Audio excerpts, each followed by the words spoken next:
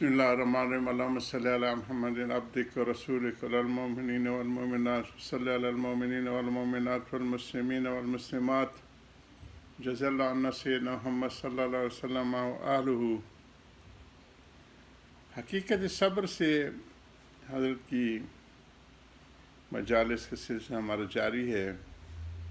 سورہ مزمل کی حضرت نے اس دوران 8 آیتوں کی تلاوت فرمائی، اور پھر جو حضور صلی اللہ علیہ وسلم کی شان اقدس اور ان کا مقام عالی اس کی، اور ان کو جب ایک وقت خلوت کے لیے یکسو ہو کے تنہائی میں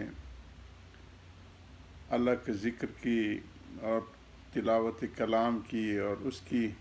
تعلیمات دی ہیں، اور دن بھر کے جو مخلوق کے ساتھ ایک رابطے کی شکل ہوتی ہے جس کی وجہ سے انبیاء تو متاثر نہیں ہوتے، لیکن چونکہ امت کو بھی اس میں تعلیم ہے، ان کی وہ روحانی لیول پہ کچھ اثر انداز ہو جاتی ہے مخلوق کا انٹریکشن، تو اس کی بھی ترتیب بتائی گئی ہے کہ کچھ وقت خلوت کا ہونا چاہیے، ہر وقت جلوت نہ ہو۔ ہمارے حضرت ایک جملہ فرمایا کرتے تھے کہ جتنی جلوت بڑھے، یعنی مخلوق کے ساتھ رابطہ عوام کی شکل ہو، اتنی خلوت بڑھے، پھر اتنی دیر تنہائیوں میں ذکر اور ذکر کثیرہ آیا ہے۔ اسی پہ ہم پہنچے تھے، شب قدر کی فضیلت بھی آ گئی کہ لوگوں کے ہاں تو شب قدر کی رات کو جاگنے اور اس کا تو چرچا ہے، لیکن وہ جو ثلث لیل یا آدھی رات کے بعد کی جو توجہ ہوتی ہے اللہ سبحانہ تعالیٰ کی، قلیل توجہ بھی بڑی دولت ہے، حضرت فرما رہے ہیں، اور اسی کے اوپر ہم پہنچے تھے ورضوان من اللہ اکبر۔ اور اس میں بجز خلوت گاہ حق آرام نیست، کہ اللہ کی خلوت گاہ کے سوا کہیں آرام نہیں، اور اس خلوت میں ذکر کثیرہ کا آیا ہے، الذین آمنوا واطمئن قلوبہم بذکر اللہ الا بذکر اللہ تطمئن القلوب۔ بجز خلوت گاہ یعنی ذکر اذکار اور اس کے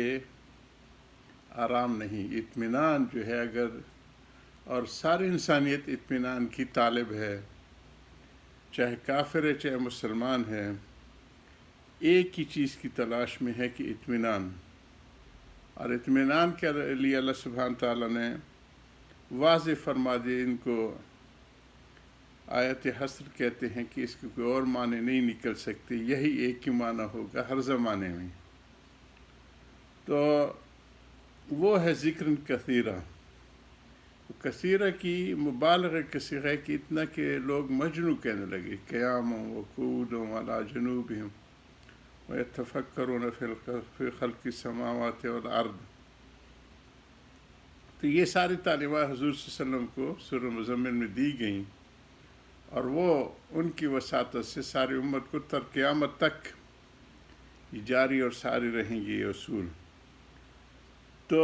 اس اطمینان کے لیے کثرت ذکر ہم کیا کرتے ہیں کہ تسبیح ایک دن اٹھا لیتے۔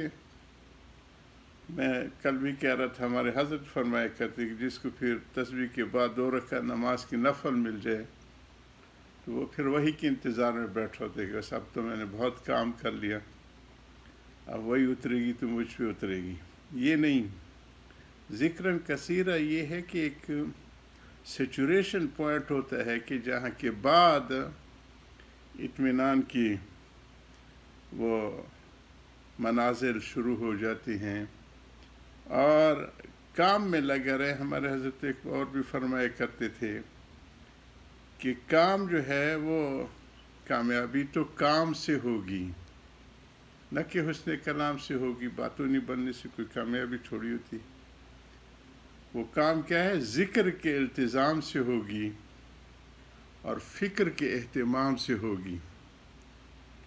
تو کیفیات کی پھر ابتدا میں ان کو منع کیا جاتا ہے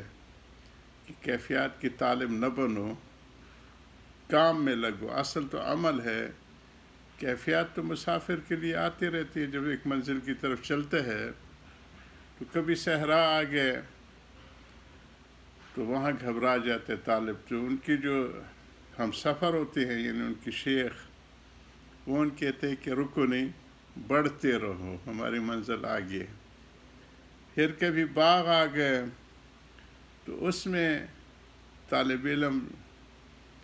سیاحت اور سیر کے لیے رکنا چاہتے تو ان کے مربی ساتھی جو ہوتے ہیں وہ کہتے نہیں، ہماری منزل آگے ہے، بڑھتے رہو۔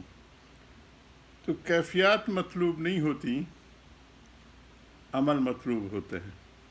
تو حضرت فرما رہے ہیں دیکھیں، اگر کسی سے بوجہ کثرت مشاغل کے رات کو اٹھنے کے اہتمام نہ ہو سکے تو وہ دن میں یا اول شب میں کوئی وقت خلوت کا مقرر کرے، خواہ بعد نماز فجر یا عصر یا بعد مغرب، بعد عشاء، اور جس وقت میں جس کو فرصت ہو۔ یہ مضمون اسی شعر کی شرح میں یہاں تک پہنچ گیا۔ بجز خلوت گاہ حق آرام نیست، کہ اللہ کی خلوت گاہ کی سوا کہیں آرام نہیں ہے۔ اس سے پہلے مضمون تھا کہ مصائب عالم میں حکمتیں ہیں جن کو اہل اللہ تعین کے ساتھ سمجھ جاتے ہیں۔ حالانکہ ہر کام میں حکمت ہوتی ہے، اور اہل اللہ کو تو چونکہ دل صاف ہو چکے ہوتے ہیں منور دلوں سے، ان کے اوپر اللہ پاک جو تجلیات ہوتی ہیں اس سے وہ سمجھ جاتے ہیں۔ لیکن ہماری چونکہ ریسیپشن بہت خراب ہے، کمزور ہے، وہ سگنلز نہیں سمجھ پاتے، تو ان کو سمجھانے کے لیے ہم دو چیزیں کہتے ہیں کہ اللہ سبحانہ وتعالیٰ کی دو ناموں کو سوچ لیا کرو کہ وہ حاکم بھی ہے اور حکیم بھی۔ اللہ کے ناموں میں حاکم بھی ہے اور حکیم بھی ہے۔ اس کا کوئی کام حکمت سے خالی نہیں، اور یا اس کی کوئی حکومت کا تقاضا ہوتا ہے کہ کچھ علاقوں کو توڑا جاتا ہے، کوئی نئے منصوبے ہوتے ہیں جو کہ قوم و ملت کے لیے ضروری ہوتے ہیں، کچھ علاقوں کو خالی کیا جاتا ہے، بڑی بڑی آبادیوں کو، ڈیم ہیں، ریلوے ہیں، ہائی ویز ہیں، اس کے لیے تو یہ حکومت کے مصلحتیں ہوتی ہیں مفاد عامہ کے لیے۔ تو اگر اس کی کوئی حکمت سمجھنا ہے تو سمجھو کہ وہ حاکم بھی ہے، اس کی حکومت کی بھی تو کچھ تقاضے ہیں جن کو اہل اللہ تعین کے ساتھ سمجھ جاتے ہیں۔ بس اب یہ اشکار رفع ہو گیا کہ حق تعالیٰ کو ازالہ حزن و تخفیف غم کا اس قدر اہتمام ہے تو اول ہی غم کیوں دیا تھا؟ یہ اس کی حضرت شرح اس میں نے عرض کر دی۔ میں نے بتلا دیا تھا کہ انہوں نے بعض حکمتوں کی وجہ سے ہم کو غم دیا، اور مقصود حق یہ ہے کہ ہم ان حکمتوں کو سمجھ کر ان کی مقتضا پر عمل کریں، نہ یہ کہ اسی غم کا سبق پڑھتے رہیں، اسی کو بار بار دہراتے رہیں۔ اور ہمارے ہاں پرانی کہاوتیں ہیں کہ گڑے مردوں کو بار بار وہ نکالتے ہیں اور وہ کرتے ہیں، اور خاص طور پہ ہماری دیہاتی خواتین وہ بین جو کرتی ہیں یا روتی ہیں تو وہ سارے ان کے پرانے واقعات کہ ایسے تھا ایسے تھا ایسے تھا، یہ نہیں ہے۔ بس بھول جائے، جو ہو گیا اس کو سمجھے کہ مرضی مولا از ہم اونا۔ جیسے کہ رسوم محرم میں لوگوں نے یہی طرز اختیار کیا ہوا ہے، تو حضرت کن باتوں کو جاری رکھیں گے۔ وآخر دعوانا الحمدللہ رب العالمین۔